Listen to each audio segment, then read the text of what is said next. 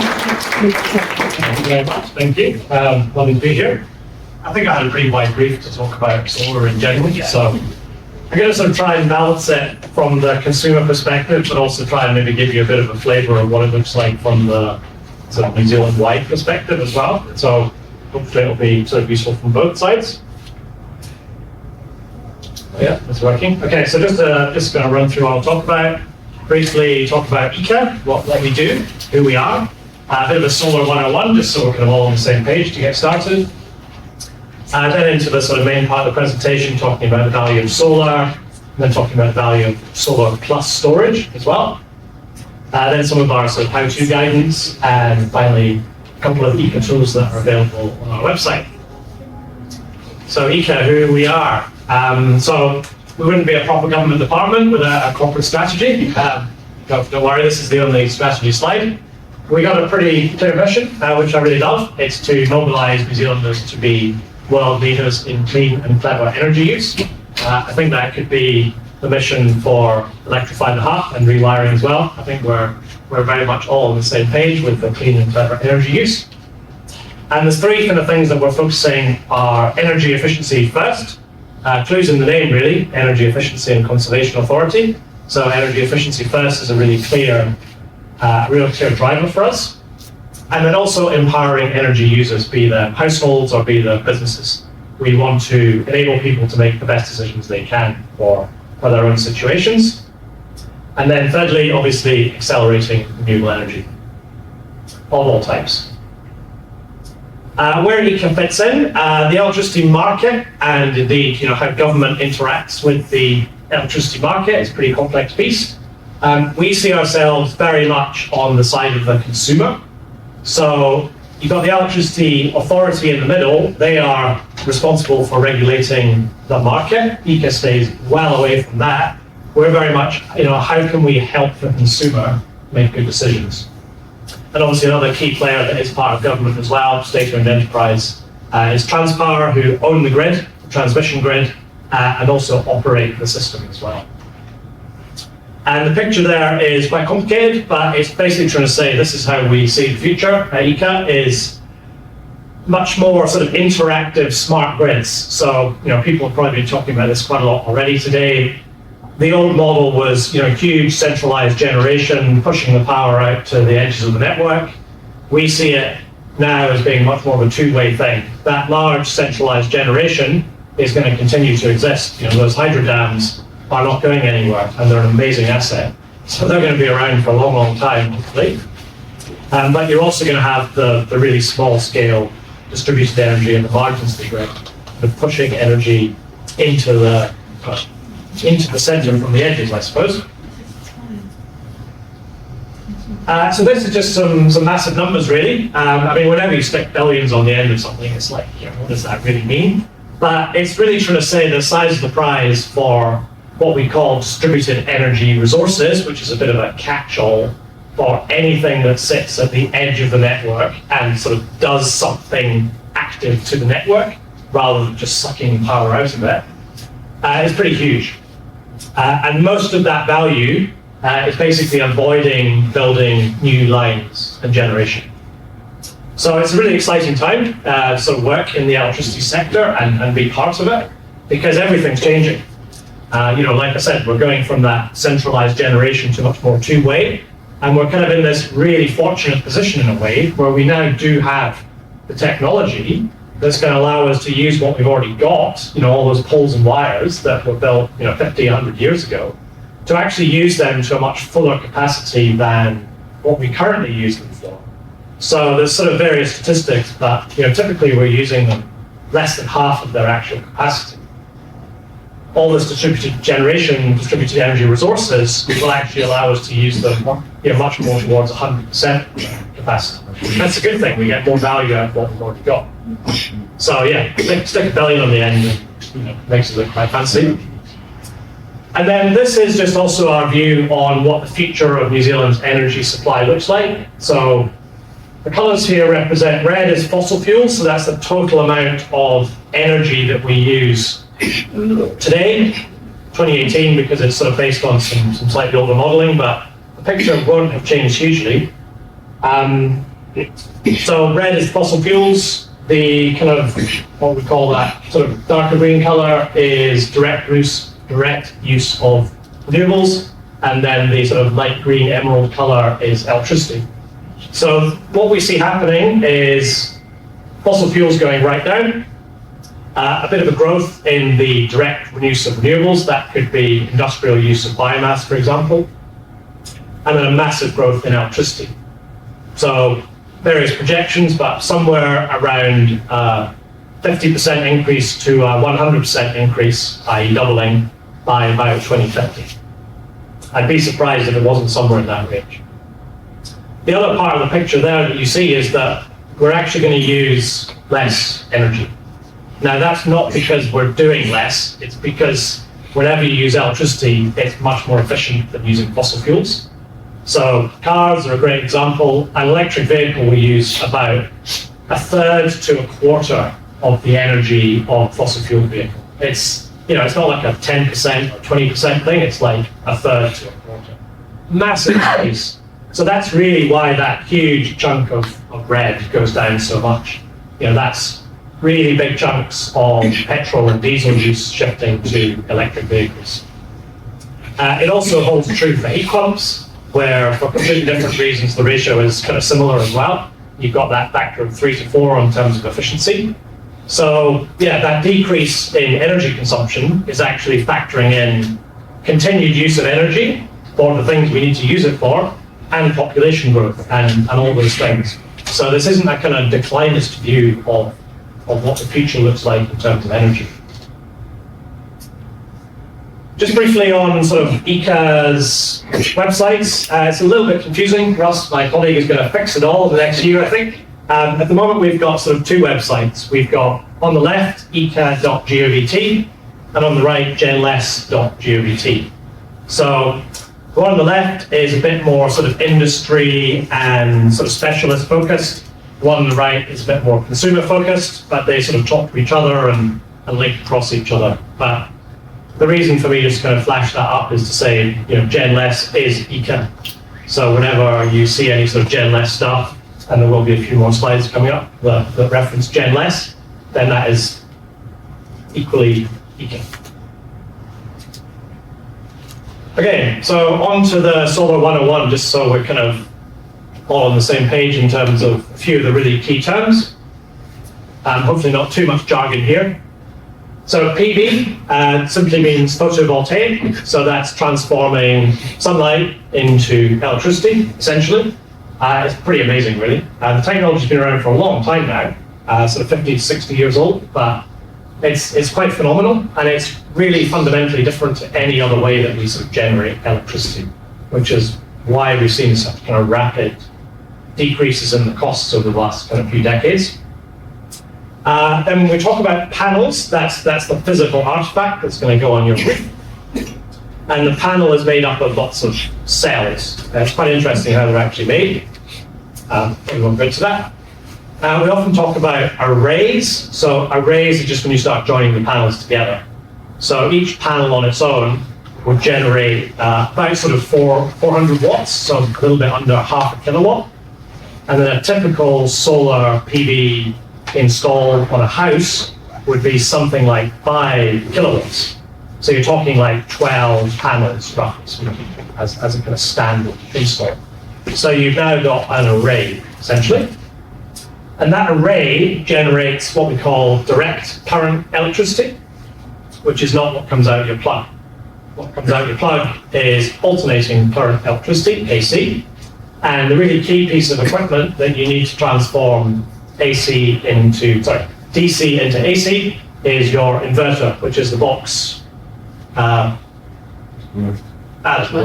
kind of big box in the bottom left cluster of photographs there. Not very interesting, but that's the thing that does the magic as well in terms of transferring DC to AC. Then you've got your battery, obviously, another big, not very interesting box. And then just a few more technical terms. You've got kilowatts, which is a unit of power. And I mentioned, a typical panel being 400 watts, i.e. 0.4 kilowatts. Typical array being about 5 kilowatts. And then kilowatt hours is your basic unit of energy. So when we talk about battery sizes, you'll generally see the numbers quoted in kilowatt hours. So just kind of a little subtlety thing there. The solar bit's in kilowatts, the battery bit is in kilowatt hours. And then the final one is kind of very much a financial parameter. I just bring it up because a couple of my slides reference this. It's something called the internal rate of return. Put simply, if an investment is earning an internal rate of return of, say, 8%, then if you're borrowing money at less than 8%, then you're winning. So if you got money in savings, for example, and it's earning like 2% interest, then you're definitely winning.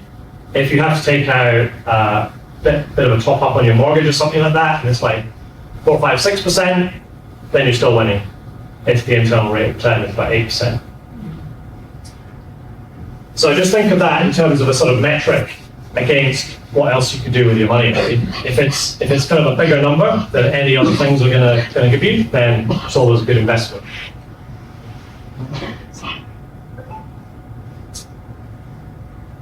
So notes on residential solar. I mean, it's obviously a really interesting thing because it allows householders to actually participate in the electricity system in a way that we've never been able to before, really.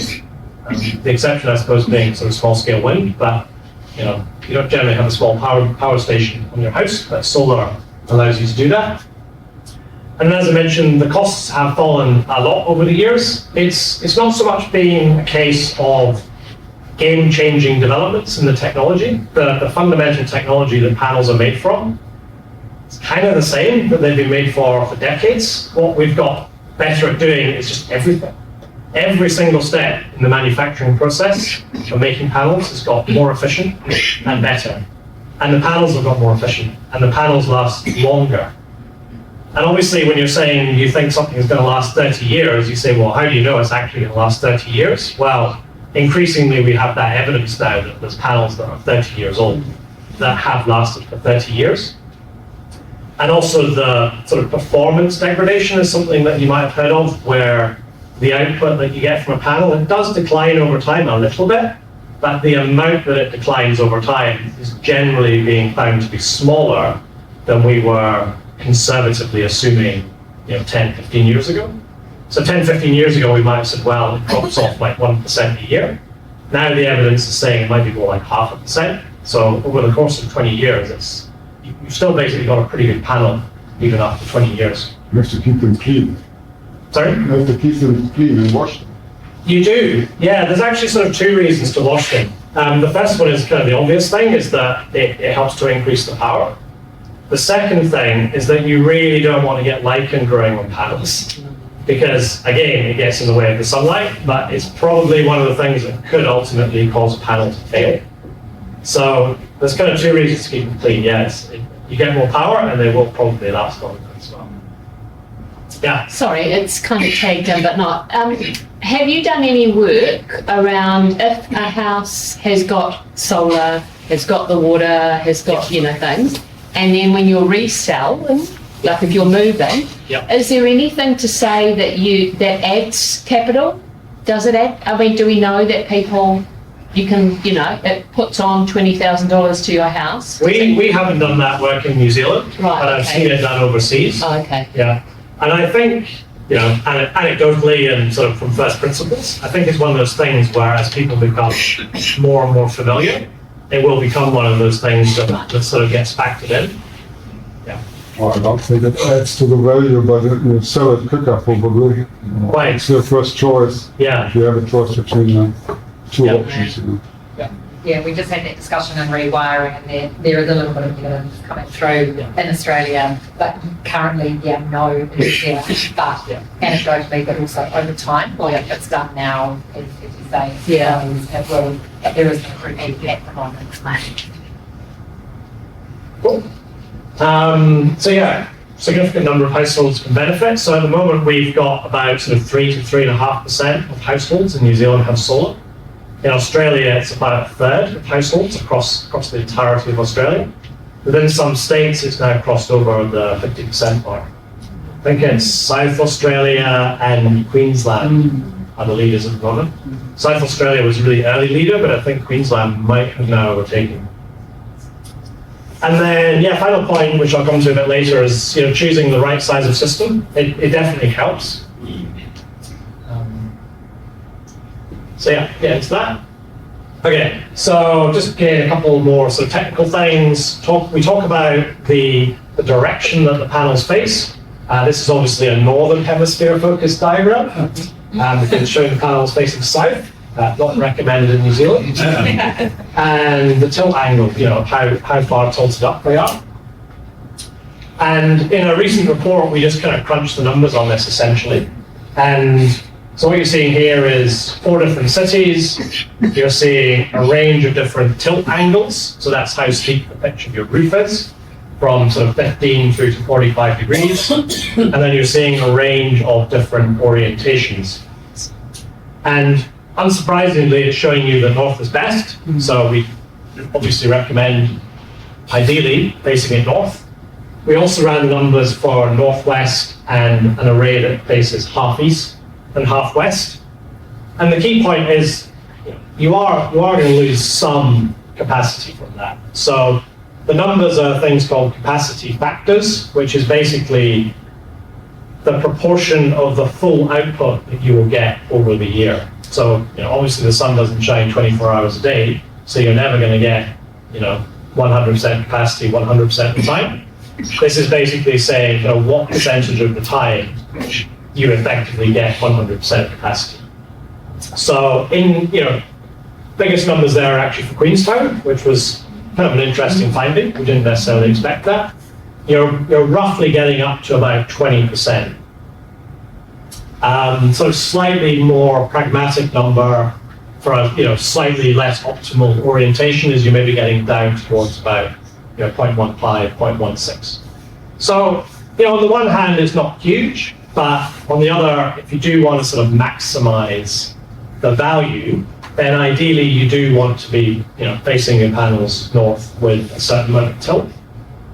Now, completely acknowledge that your roof faces the direction it does. I think it's just one of those kind of buyer beware things. Do factor this in. If someone's telling you that no, like half east, half west is great, it'll actually give you more value because you get more generation in the morning and more in the evening, da da da da. Well, not exactly what the science really tells you.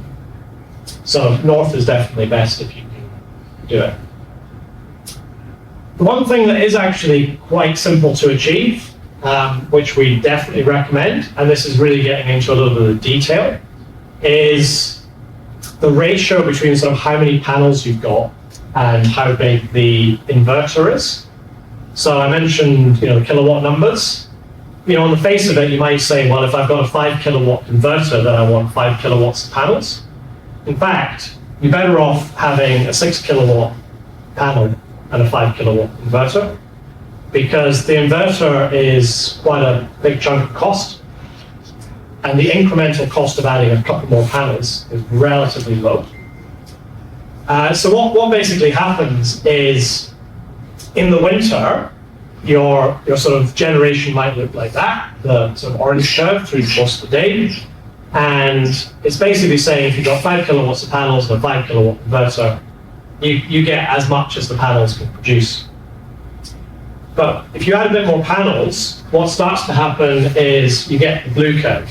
So in the middle of summer, you will end up having a few times where you'll kind of reach the capacity of the inverter, because bright blue sky, middle of the day, etc., panels will generate 6 kilowatts.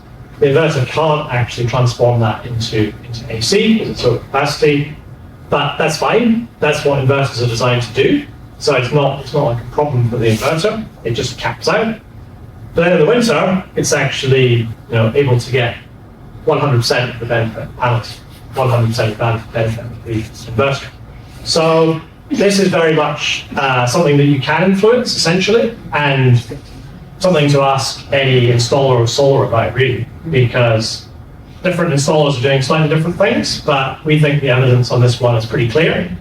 And it is also what they're doing in Australia, so it's not like kind of radical new idea. In Australia, they're 100% doing this. sorry. So just to clarify, Yep. are you saying that you don't need to be wary about increasing the inverter size to over what? Like, Basically, we would expect to see sort of 6 kilowatts of panels for a 5 kilowatt inverter, okay, being a little bit of a sweet spot. right. So if someone's coming to you and saying, I don't know, do 5 kilowatts of panels, you're actually going to get quite a bit of additional value by just adding a couple more panels, because it really shouldn't cost very much money. Panels are just astonishingly cheap these days. It's really quite good. They're almost as cheap as a sheet of plywood per unit of area, which is just completely bonkers when you think. It tells you how expensive the plywood is. Yeah. Possibly, yeah. Maybe we're not getting a good deal of plywood.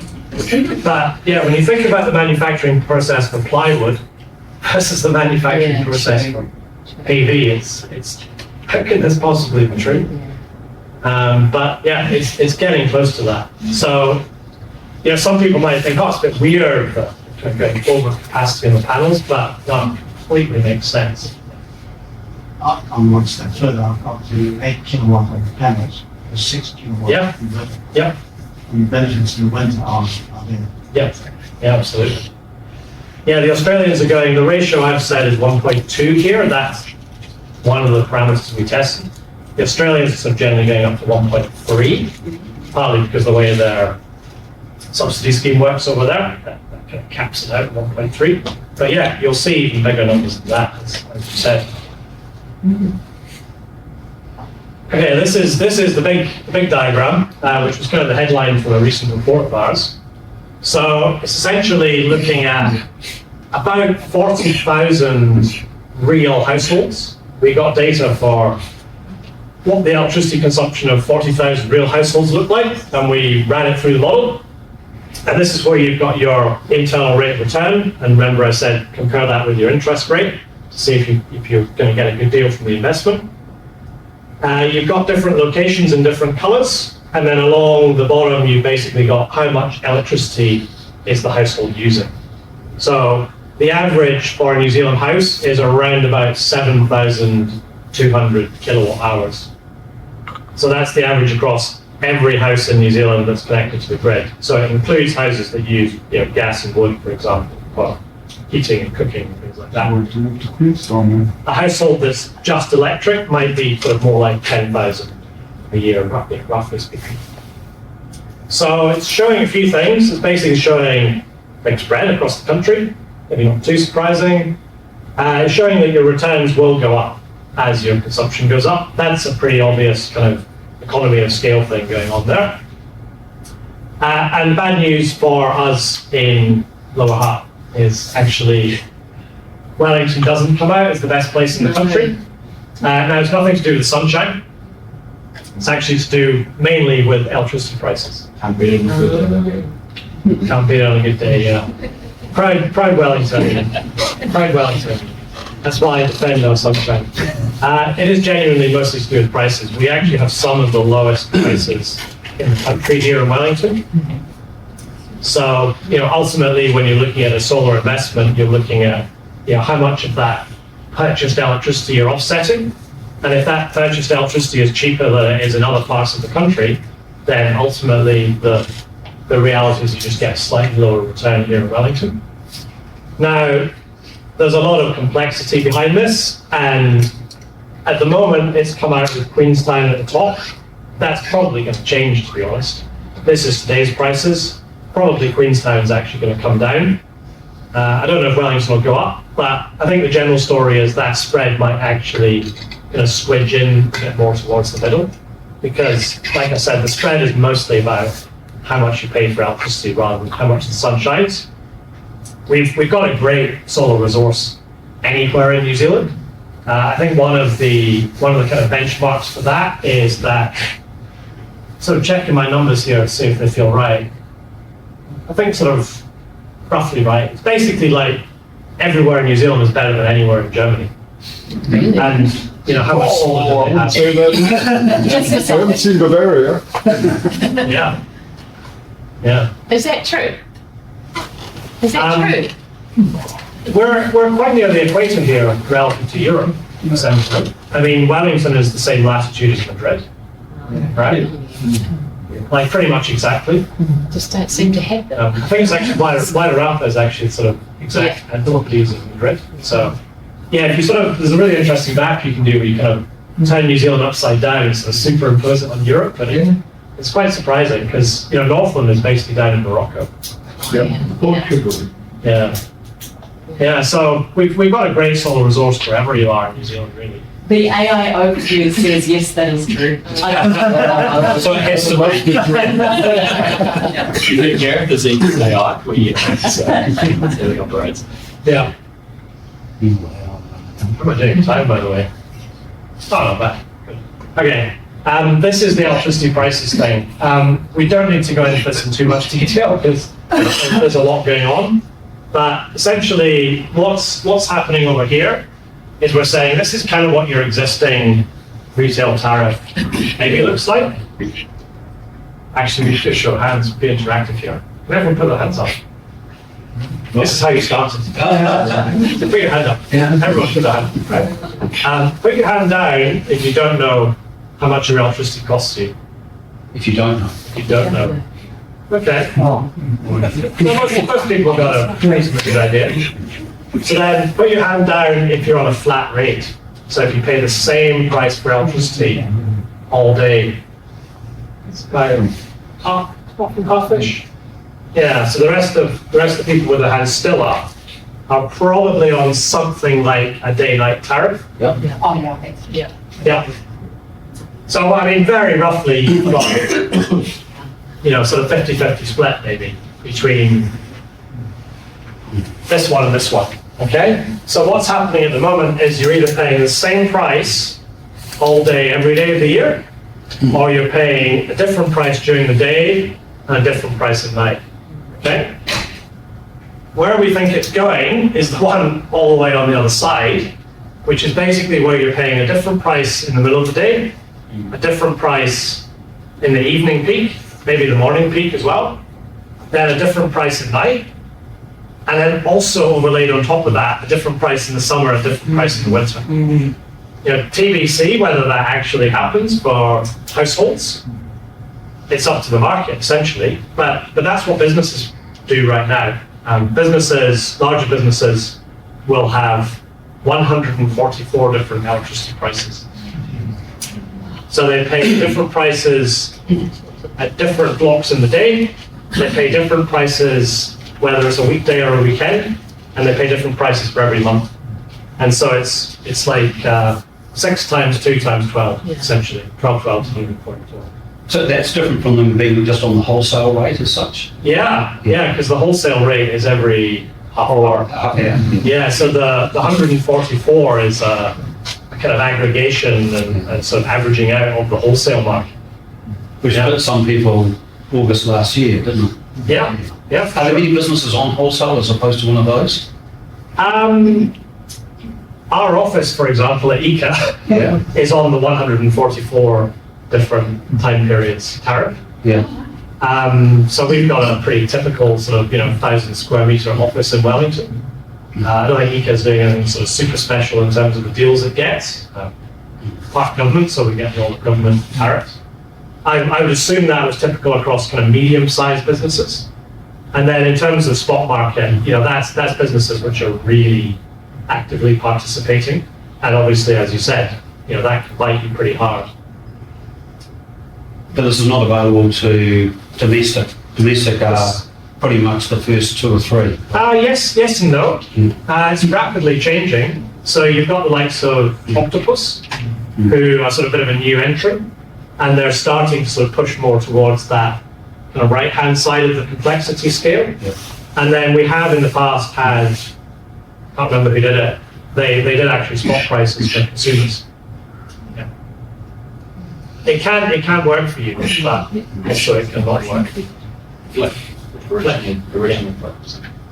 So TBC kind of when and how much of that complexity comes in, but it's probably coming.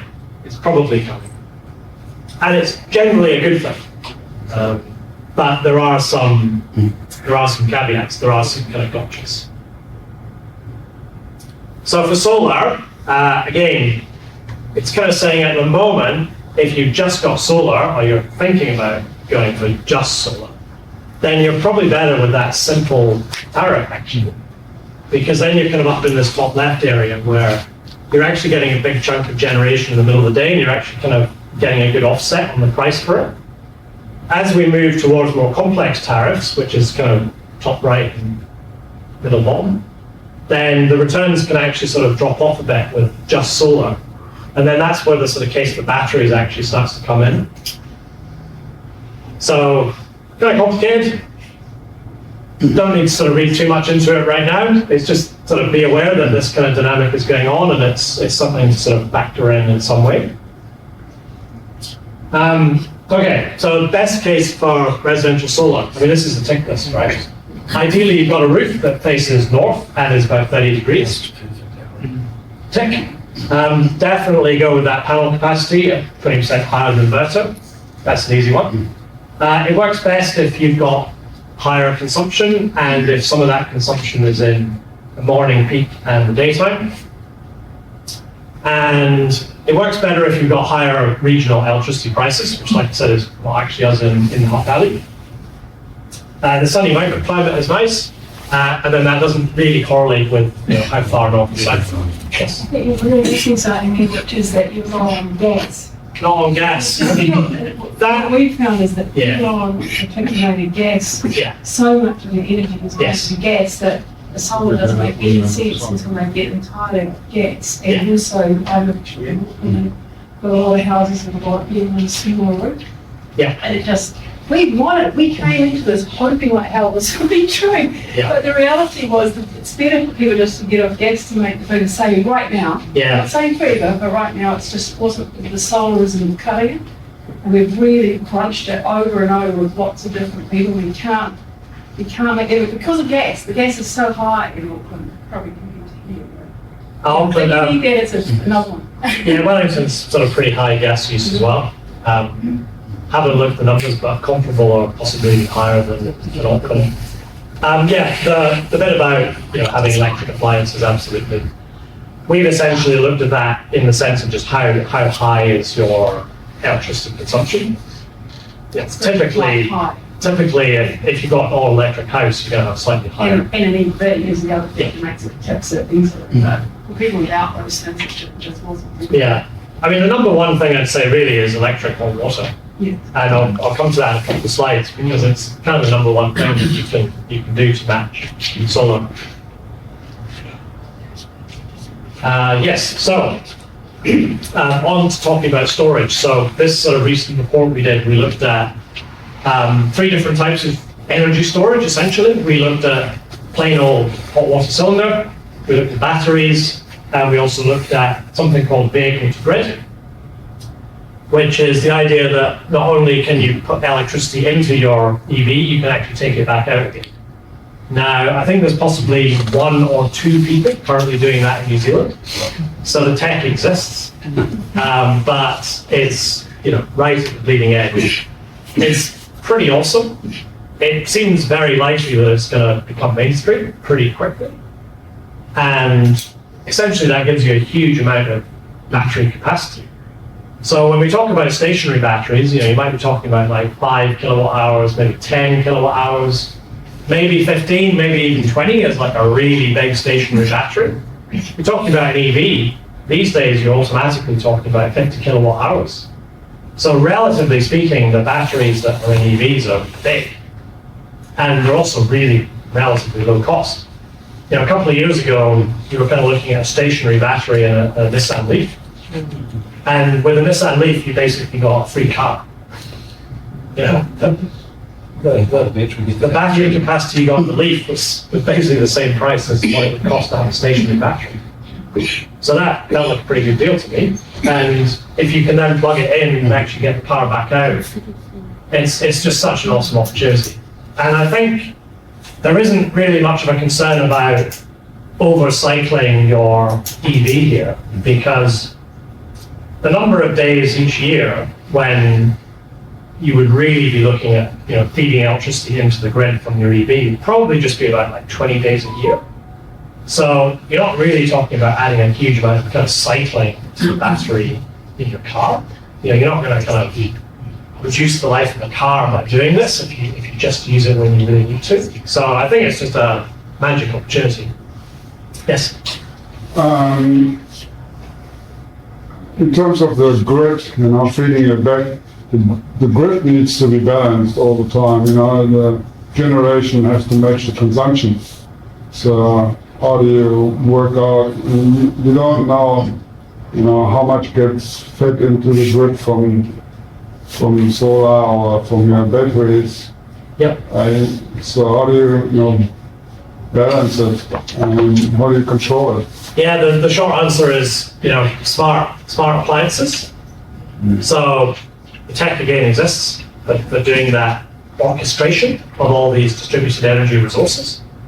Thus far, we generally haven't been doing it with solar. So if you're a Transpower and you're sitting in your control room, then you don't see any of the solar that exists on people's houses. And you probably don't see a lot of the smaller solar farms that exist either. But for that matter, Transpower also don't see some of the hydro that exists. Some of the smaller scale hydro schemes that have existed for like 50, 100 years. Transpower don't see those. How do you balance it? How do you balance it? By the bigger ones, essentially. So as you get more and more penetration of these resources, then you're absolutely right. That's when you need the system operator, Transpower, to be able to see and to be able to control all of these things that are interacting with the grid. So the technology does exist, and EECA is a massive proponent of it, and we are running trials right now of that technology. Do you predict like home batteries are going to start to level up with the capacity of the batteries and vehicles for the same kilowatt hours? I mean, like you've got $1,000 per kilowatt hour for a home battery, right? To buy a 60,000 kilowatt hour battery, you could have got a free car with that. That's right. Right? Yeah. It doesn't make sense. Yep. Why is there the difference? Is that going to close? Do you predict it's going to close? Yes. Because there's a huge demand for Yep. home batteries without necessarily having to use your vehicle. Yes. It seems like a workaround rather than its primary purpose. Yep. Yeah. We do expect that to close. So that $1,000 per kilowatt hour number that's on my slide it's a round number. Yeah. And it's very much intended to be a round number because it's changing really fast. Whereas the costs that we know about for solar, I can be much more precise about how much I would expect to pay for a 5 kilowatt solar system. But no, we absolutely expect that number to come down. We would roughly expect it to halve within, stargazing a little bit here, but within 5 years. So the idea really is hang fire until then, which in case no one then buys a battery. So it's a sort of self-fulfilling prophecy of keeping the prices up. Well, the Aussies are doing a bit of the hard work. Well, that's true, yes, With- but they've got the subsidy. Yeah. So they have fitted, I can't remember the exact numbers, but I think they've basically fitted more batteries in the last 3 months than they did last year. They've seen a huge uptick. Doesn't that put the price up though because the demand's increasing? It's sort of probably a bit of a curve to start with first before it starts. There's a bit of that. Yes. Surplus ones from Hutt. Yeah, surplus. Yeah. Yep. Are you considering battery subsidies for here in New Zealand? I would say nothing's ever off the table, but we've been through several governments in the time I've worked at EECA. We haven't done it yet. It's something we get asked for advice about.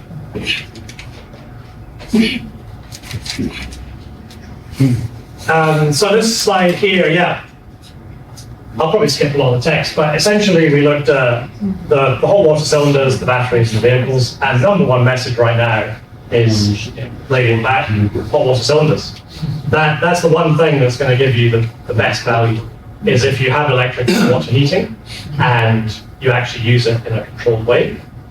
Now, again, really briefly, there's 2 ways to do it. One is with a simple timer, probably cost you about $400, is the number there. The other is with a slightly more sophisticated piece of kit called a solar diverter, which is going to cost you about $1,200.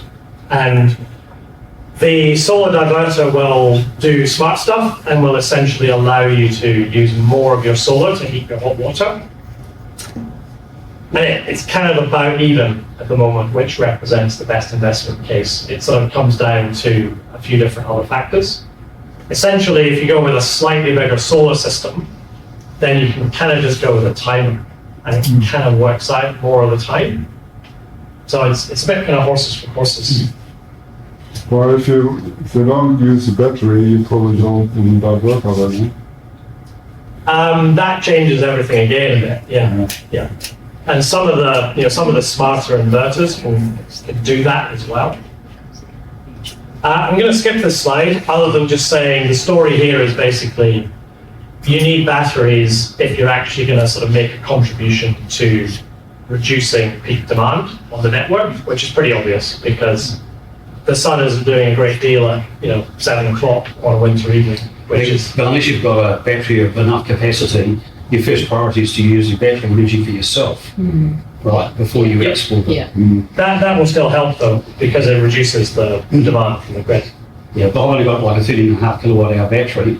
On a cloudy day, I'm using it all up myself. Yeah. Right. Yeah. And the other thing too is to have enough residual charge if your power goes out, because I'm in a rural area. Yeah. I don't want a flat battery if Yeah. power goes out. That's the interesting kind of conundrum that you have with batteries is what do you sort of prioritize? Yeah. If you're prioritizing resilience, then essentially you just want to charge 100% of the time. Yeah. But then you've got this asset that doesn't really do much apart from the relatively rare occasions. Yeah. Whereas if you actually sort of cycle it and really use it, then yeah, it could be that you've actually just cycled it right down to 30% charge and now it's 8 p.m. and then the power goes out. Yeah. So At least the app tells you the power's gone out, but then you switch off all your heavy appliances, right? And it can last quite a long time if you've only got a light bulb on it. yeah, so different people, different priorities, but 50% charge you could be. But you don't need the app to know that the power's gone out. Well, no, because the battery comes on automatically. Yeah. So you don't get your power doesn't go off. That's why you need the app to tell you that the grid's dead. Maybe just like all your neighbours' houses. Yeah, that's right. This. Can I just ask why there's only 2 vehicle to grid in New Zealand? Is there something dangerous about the batteries catching fire? No? It's essentially, the tech is currently pretty expensive. All right. So you need a special piece of kit to connect the car to the grid. Yeah. They currently cost, I think it had like $6,000 number there. So that's currently like maybe not economic. And then the second part of the puzzle really is about the warranty on your electric vehicle. All right. So it's just, what's the car manufacturer saying you can do with it? They don't want to have But it's changing fast, really fast. My number of 2 might have been true a couple of years ago, so there might be a few more now, but my point is it's definitely not based. I don't have too many more slides, so this is a good one though. This is basically, how can you sort of maximize your return on investment from solar, and how easily can you do that? So what we're essentially saying is things that are higher up are things that are really going to make a difference, and things that are more that way are pretty easy to do. So kind of obvious, but always worth stating is that the number one thing you can do is get a good price when you buy it, because that's intrinsically going to increase your return. Then kind of closely followed by that is actually selecting the best power plant. So that's kind of why I talked about that one. You need to be pretty savvy in New Zealand if you're going to get a good power plant. We've got about 15,000 different power plants, which is unusual, shall we say. Speak to people overseas, though. I think in a couple of years' time we'll be down to 7,500. Next one down is that sizing the array capacity. It's pretty easy to do, so we definitely recommend it. And then the other one again is add a hot water timer. So I'd really say that all of these things in this sort of bucket here are pretty easy to do, and you should definitely do them if you're considering solar, because they're all going to help. Most installers should be the same advice, right? 100%. Yeah. Yep. The stuff in the middle is a little bit harder, or a bit more expensive. So that's you getting into storage, and you're getting into changing your appliances in your house. And then the stuff on the left is kind of like, well, it helps, but maybe there's actually not much you can do about it. So generally speaking, changing the orientation is just sort of hard to impossible. Changing the tilt is unlikely to be worth it. You do sometimes see panels tilted up. As I already referenced, the price of the price of panels is so low these days that it doesn't tend to be as worth, building in sort of tilt sort of things these days. So, how am I doing? Okay, last couple of slides, I'll go quick. This is really just a couple of resources which we have on our website. If you want to know more, definitely get into those. The first one is a 3-page checklist, pretty quick. First one, 3-page checklist. Second one is a bit longer, a lot more detail in that. But if there's a question that's something you really want to know, that's a great place to go and find it out.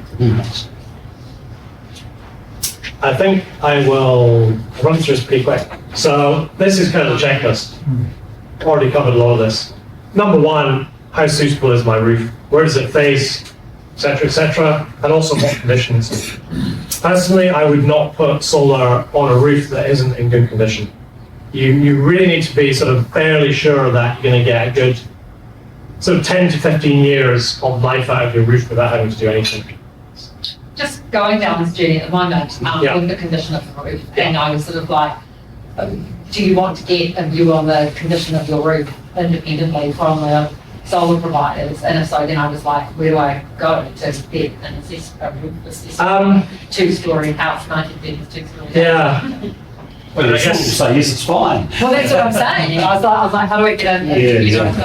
I mean, I'd say it's kind of, reasonably common sense. It's like, does your roof have rust on it? Yeah. Does it leak sometimes? Stuff like that. Put all the panels on to stop the leaks. Yeah, there is that. Yeah. Wouldn't want to rely on it. This is the what size and type of system should I buy? Essentially, how big a system. My general advice would be start thinking about 5 kilowatts because that is going to work for most people most of the time. If you're really low consumption, it might be worth looking smaller, but the problem is you've got this economy of scale thing, right? There's a lot of fixed costs. So I sort of tend to think 5 is a good place to be. And then obviously you'll have people saying, well, maybe 6, maybe 7, maybe 8, maybe 9, maybe 10. Starting point 5, and then, make sure that you've got the evidence to say going bigger.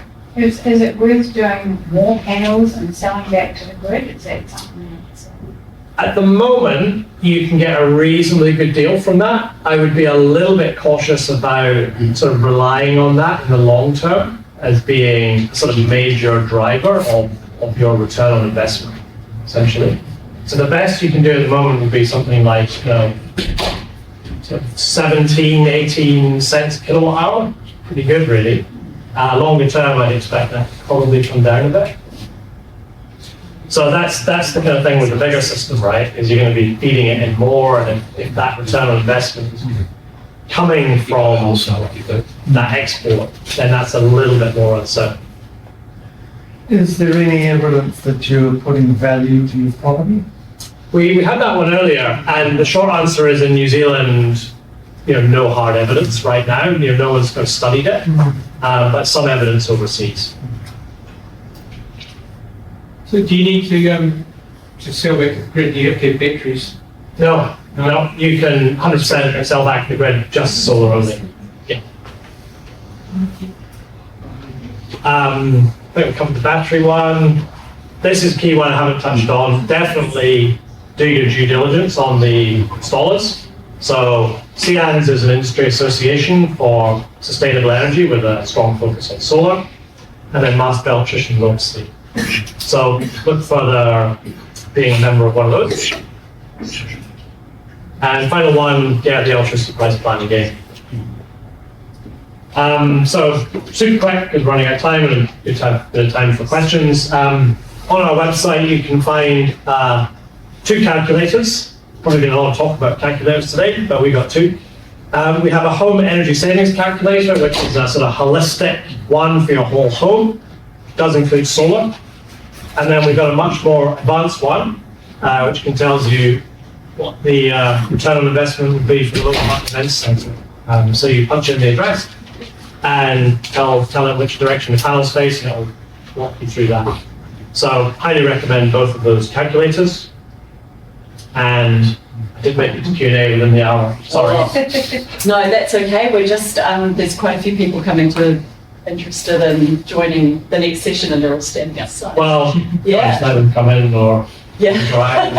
do Do people have questions? Anything they'd like clarified? I've got one extra, which is, can you put pressure on the utility companies to lift the 5 kilowatt limit at all? Because if you can, then if you've got more than 5 kilowatts, I've got a 10 kilowatt system, but I'm limited to 5, and there's a missing opportunity to get a return on that because of that, what appears to be an artificial cap. Yeah. Right? I mean, like, once I've used up the power for myself, like I use it for my EV, my hot water, and my mother's cabin and our house. So most of it we use ourselves, but there are definitely times where everything's fully charged. Yes. I've got it back to the grid, so I'm getting shortchanged. Yeah. I'd say EECA's role in that space is probably persuasion. Right. We're not the regulator, Yeah. so that is very much That's the aim, is it? the Electricity Authority's role. It's coming now, isn't it? They've talked about. Well, they've looked at the voltage, but it's up to the utility companies to whether they let you go more than 5 kilowatts or not. Really need to have the conversation, I guess, directly with the utility company to try and get them to agree. It's a shame you don't know anyone who does it. Because Mike's spud Yeah. I think, you guys are probably putting more pressure and making more noise than we are. Yeah, well, it's a role that it's easier for rewiring to play than Yeah. So yeah, that's right. I think, Just try to expose the issue. You know? yeah, I think the, kind of reality is that the 5 kilowatt limit is a kind of conservative and sort of, well, we're not kind of sure how this is all going to work. Yeah. So there's no hard basis for why one house in a piece of the network that is otherwise unconstrained should be capped at 5 kilowatts. That's exactly what I was thinking. There's no reason. So, Yeah, that 5 kilowatt is an advisory thing. Now, some lines companies don't go with that, and they look at the lines, they look at the size of the sort of how much capacity there is to put back. There are places in the country where you can't put more than 5 kilowatts back. And that's per phase. That's perfect, but in the majority of places you can comfortably put more than 5 kilowatts back. So some lines companies will look at that, and others have just said, no, we're not interested in anything over 5. So it's an area that needs to be pushed. I guess it's just no incentive for them to lift it. There's nothing for them. That's right, yeah. All right, thank you so much for coming in. We have some of Mike's electric cherry juice to say thank you for joining us on Saturday. So the next presentation is a really interesting one. We've got Tony, who has been doing solar and wind installations for the past 30 years, and he's going to talk to us about the ways that you can make that work, either being connected to the grid or otherwise. But I have a few minutes to stand up, stretch your legs and move around. well, thank you.